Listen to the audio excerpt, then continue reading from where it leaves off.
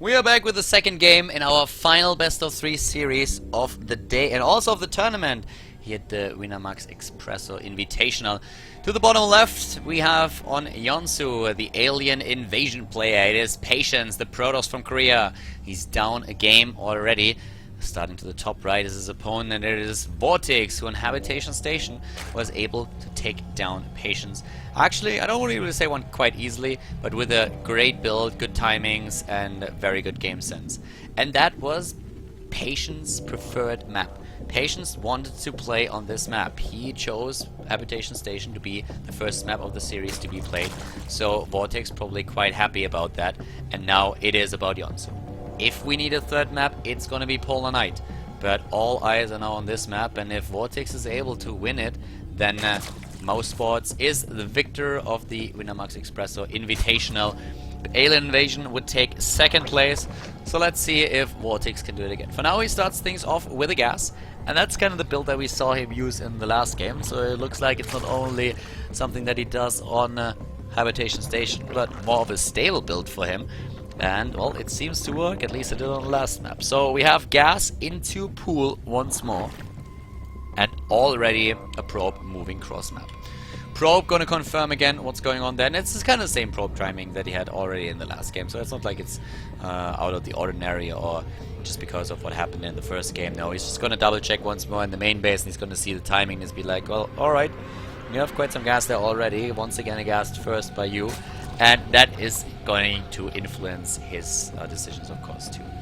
So for now, we have the Overlord trying to go into position at that natural, whereas in the main base, we have just now the Cybernetics core started, but only one gas taken so far. Patience at this point, still without the second gas. Going to the top. That probe trying to be annoying here again. And of course, the drones still there, and, well, trying to do their thing. Maybe even go for a surround, but yeah, it's pretty difficult to actually like surround a probe. The only thing you have to do is go for the mineral walk, and then you can go through objects. It's a little bit like the forest walk that we had in the good old Warcraft 3 days. Would basically, what you had as an undead player, the ghouls were kind of your zerglings if you so want, so it was like the base unit that you had, but at the same time they were already also used to get one of the resources, wood. So what you could do is, with an entire ghoul army, you clicked at a tree behind your opponent's army, and the pathing would turn off because the ghouls would be recognized as workers, walked through the entire army, and then when you kind of surrounded everything in that army, then you started attacking again. So that was pretty tricky, and I think it was even fixed at some point. Yeah, but that's kind of the same thing with the harvesters, what you can do there. What we see here, for example, right now. So you just clicked on the mineral patch that it goes through units. If not for that, the zerglings would have blocked for a second. Doesn't change the fate of the probe. It dies after all. So with the mantra, only a dead probe is a good probe. That probe was taken out by the zerglings immediately. And Patience now again at the front with those extra gateways, but of course the Overlord here is the one who's going to confirm that there is really a third base being built. It's not going to be anything else. And well, for now we have just the Lynx trying to do some damage, maybe sneak in into something.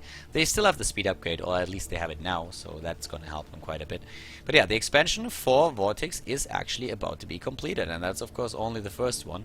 Looking into the main base, we have no additional gateways here, but there's the Nexus. Okay, Nexus has been started. 2 base against 1 base for now. And the double queen with the injects coming through, helping out, making sure that he will have what it takes to just get a couple of additional harvesters in there, because that's what it's all from right now. Harvesters, harvesters, and even more harvesters. Drones, drones, drones. The game of drones, that's what you have to play. And looking at the left side, we have a forge now being built, as we see also the Roach one once again entering the game. To the top of the map, on the other hand, we have the third base attempt by his opponent, trying to go for that third base immediately.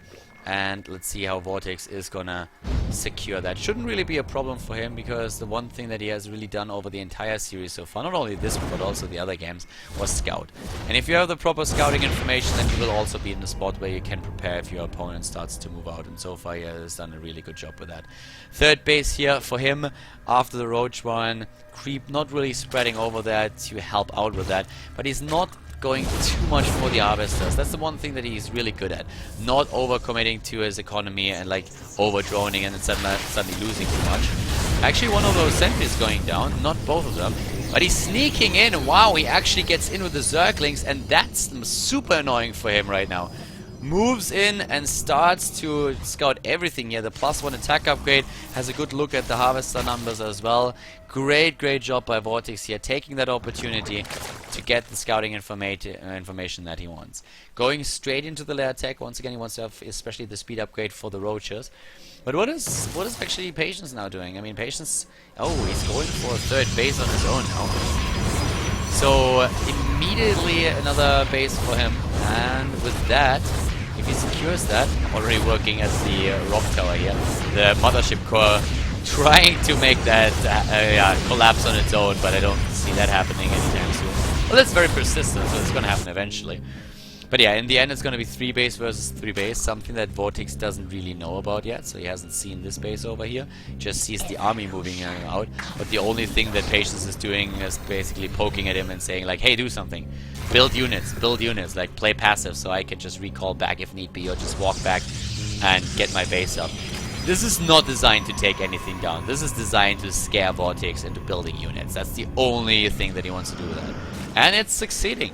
I mean, it's 46 harvesters against 45, and we have also at the base now the Twilight Council. So Vortix, he's not really like falling for it in the regard that he doesn't build any harvesters any longer, but he's still playing that cautious and saying like, yeah, you have quite a couple of sentries there. If you have more warp ins, then I need to be careful. So better take that easy.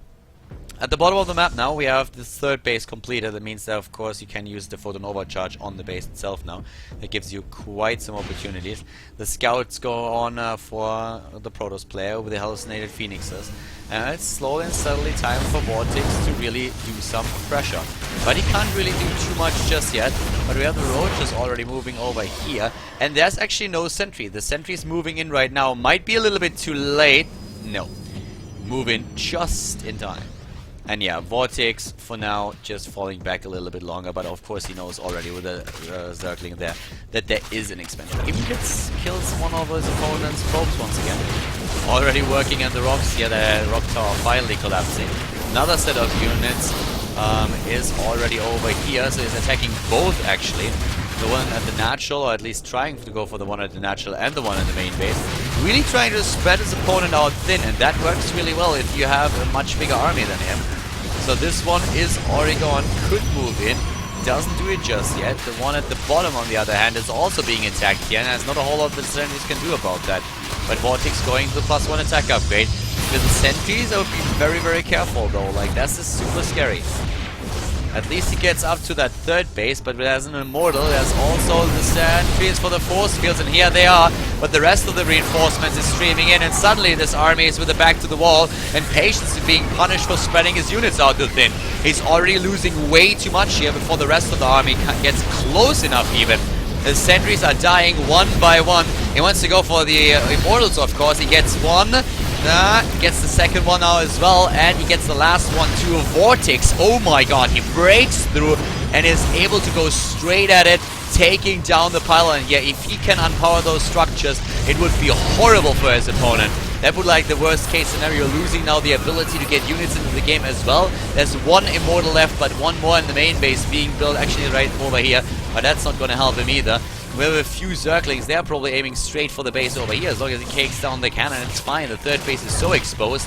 And in the main base, the same is true for the Harvesters. The Harvester count at this point is 47 against 52.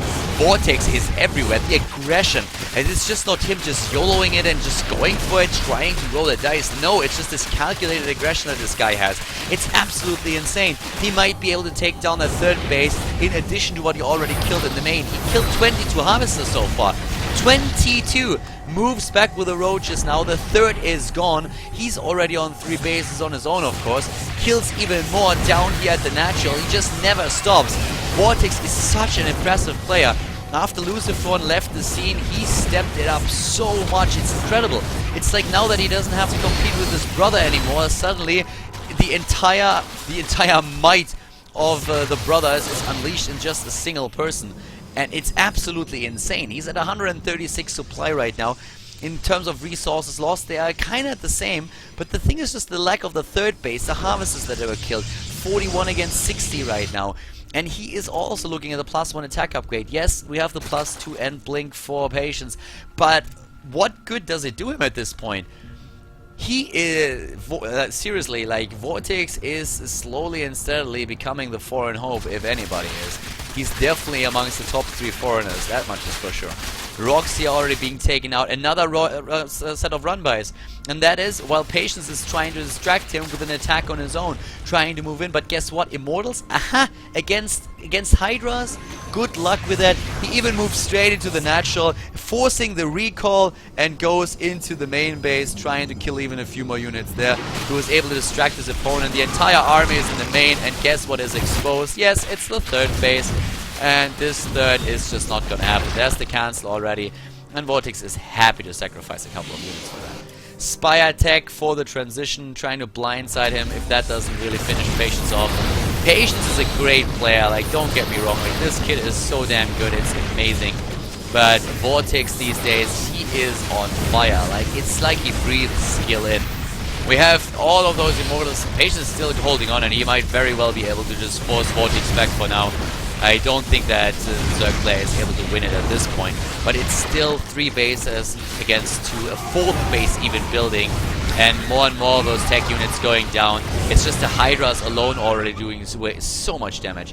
A 30 supply lead and that additional base that he's currently getting. It's very dangerous for Patience. What's great for Patience is the upgrades. He's currently going straight into the +30 attack upgrade, and if he gets a couple of Immortals in the game, or Colossi, who knows? Maybe he's able to force Vortex back in the end, but he's very, very hard pressed. The amazing thing that is that he's still alive. Lesser Protoss players would have lost that game a long time ago against all the pressure that was coming down on him, but he was still holding strong, and he's actually the one who still has the more cost-efficient game, as he should have, with 8,000 against 9,000 in here. But the transition, that's the one thing that's going to be very difficult for him to deal with. But he has Blink, he has +3 attack. The problem is he doesn't have a lot of Stalkers. He needs a whole bunch of Stalker warp-ins to make that work. And he has only 6 warp gates. That's 6 Stalkers for him, and it's already, I think, 11 Mutalisks that are going to be on their way very soon. So if Vortex, for example, even uses a little bit of his ground army to distract him for just a second, and then gets those bad boys into the main base, that might be what he needs to really put the final nail into the coffin of Patience and win the Winamax Expresso Invitational for most boards. At this point, the Mutalisks are just gathering, and I think he already knows about it, right? At least he has a bit of an inkling there. Yeah, there comes a Photon Overcharge, at least he baits this out, but the army is already on the way to stream right towards that third base. He's really not kidding around. I mean, he's drawing the forces to the left, to the right. He's always making sure that he has the better spot. And the problem for Patience is really, he cannot move out. Patience cannot really move out and just say like, yeah, alright, fight me. He needs to stay back because his bases are so exposed if he doesn't. And this is just so difficult. Oh my god, what is that Colossus doing on the map? Yeah, way too exposed, way too far out at the front. The Colossi, both of them are gone. And the Hydras, they take everything apart. Yeah, this is definitely, this has to be it. I mean, at this point he's 70 supply down. He lost all of his important units. The Immortals are gone. The Colossi are gone. It's only a couple of Stalkers that he has. There are way too many Hydralisks. Vortex, like, he's unstoppable right now. This is gonna be the 2-0. The GG, and Vortex takes the best of 3 series with the 2-0, and Mouseboards therefore wins the Winamax Expresso Invitational with a 3-2 over Alien Invasion. Congratulations to both.